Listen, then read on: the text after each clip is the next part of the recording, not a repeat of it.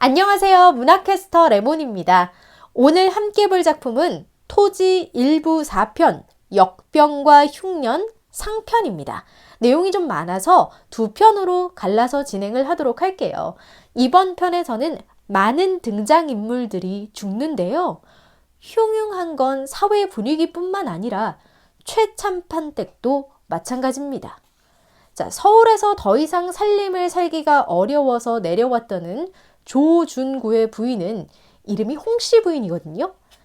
등이 굽은 아들, 여기서는 곱추라고 나와요. 아들 병수를 경멸하면서 최참판댁에서 자신이 주인이라도 된 것처럼 호령을 합니다.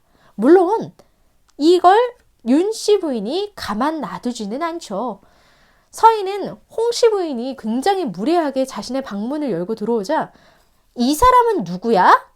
라고 하면서 쌀쌀맞게 대하는데요. 예를 갖추지 않은 거죠. 일부러요. 이때 홍씨 부인은 서희가 겨우 10살밖에 되지 않았지만 결코 만만한 인물이 아니라는 것을 알게 됩니다. 거기에 아직 윤씨 부인이 무척 정정하시기 때문에 눈에 가시 같은 홍씨 부인과 그리고 홍씨 부인의 남편 조중구를 어디로 보내냐? 최참판댁의 뒷채. 이 뒤채는 원래 누가 살던 곳이냐면요. 김서방이 살던 곳이거든요. 그 김서방이 살던 곳을 다시 재건해서 이 세 식구에게 뒤채를 내어줍니다. 그걸 듣고 우리의 조중구는 이건 양반으로서 받을 수 없는 대우라고 이야기를 하지만 윤씨 부인은 싫어?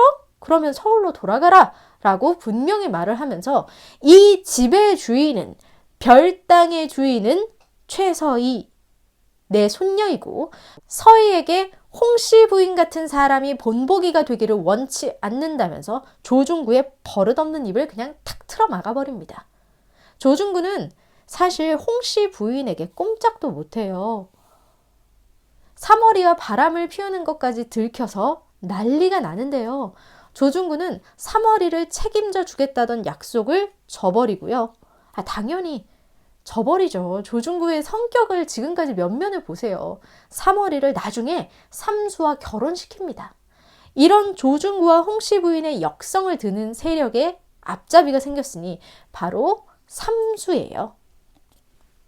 자, 삼수는 어떤 인물이라면요. 제가 자세하게 설명한 적은 없는데요.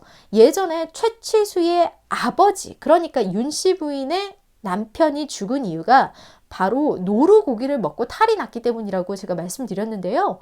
죽은 노루를 주워서 굽고 그걸 지나가는 최치수의 아버지, 즉 윤씨 부인의 남편에게 권한 사람이 바로 쇠돌이라고 삼수의 할아버지예요. 그러니까 삼수는 이 집안에서 태어날 때부터 천덕꾸러기고 죄인의 자식인 거죠. 그럼 아버지는 어디 갔냐고요? 어린 삼수만 버리고 딴 데로 도망가 버리셨죠. 이러한 이력이 있으니 조중구가 점점 위세가 등등해지면서 그의 앞잡이를 자처하며 최참판댁에 복수를 하고 신분을 상승하고자 합니다. 비슷한 인물이 있었죠. 귀녀요. 자, 그럼 귀녀가 어떻게 됐더라? 죽었죠. 어디에서요? 잘못이 밝혀지고 옥중에서 죽고 말았죠. 그럼 삼수의 미래 어떨까요? 좋지 않아요. 결국 나중에는 그렇게도 끔찍하게 모셨던 조중구에 의해서 목숨을 잃습니다. 차차 말씀드릴게요. 자, 한편 역병의 기미는 이 집의 대소사를 관장하는 김서방으로부터 시작이 됩니다. 사실 서희가 아직 다 크지 않았기 때문에 윤씨 부인이 해야 할 일 대부분을 김서방이 처리해주고 있었거든요.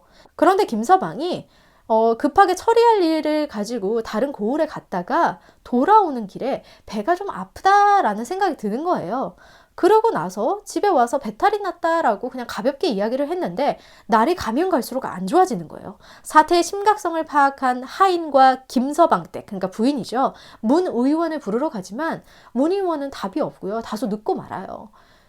용의의 처인 강청댁도 죽었다는 소식까지 들리자 사람들은 김서방도 죽이고 강청택도 죽인 것이 바로 호열자임을 깨닫습니다. 호열자가 뭐냐면요. 콜레라인데요. 요즘에는 콜레라로 더 많이 알고 있죠. 토하고 설사를 하면서 막 혈관이 정말 이상하게 부풀어 오르고요. 두꺼워지고요. 그러다가 죽음에 이르는 전염병이에요. 자, 김서방과 강청택이 죽고 또 봉순례와 도리도 죽고요. 그만큼 돌림병이 심했던 거예요. 그 다음이 윤씨 부인이었어요. 그런데 이 병을 치료할 수 있을 거라고 여겼던 문의원마저 돌아가신 거예요. 알고 보니. 그런데 이분은 콜레라 때문에 돌아가신 게 아니고요. 말에 떨어져서 낙상을 해서 죽음을 맞으십니다. 그러면서 정말 평사리 모두가 죽음의 그림자 아래에서 덜덜 떨게 됩니다. 서희와 봉순이는요, 그리고 길상이는요, 서로를 의지하면서 이 시기를 버텨나가는데요. 특히 서희와 봉순이는 둘 다 어머니를 잃었기 때문에 서로 이야기를 하다가 슬픔에 오열하기도 하고요. 수동이 있죠. 수동이 예전에 최치수와 같이 사냥을 다녔던 그 수동이는요. 아버지 같은 김서방을 잃고 난 후에 미친 사람처럼 조중구와 홍씨 부인에게 대적하기도 합니다. 사실 이거는 있을 수 없는 일이에요. 수동이 같은 경우는 종이기 때문에 양반과 이렇게 대척을 하는 것 자체가 물론 이때 당시가 벌써 신분제가 다 사라졌지만 있을 수 없는 일인 건 맞거든요. 자, 한쪽에서 생명이 지는데 한쪽에서는 생명이 태어났습니다. 이민혜는 죽을 만큼의 사투 끝에 새로운 생명을 낳아요. 그 아이는 바로 이용의 아이지요. 지난번에 제가 이야기 들려드렸던 거 기억나시죠? 이민혜의 원래 남편 칠성이는 누구를 죽인 죄로, 치수를 죽인 죄로 사형을 당하고요. 물론 직접적으로 가담한 적은 없지만요. 무고하게 죽었고요. 그 다음에 이용과 정을 통하게 되면서 아이를 가졌었습니다.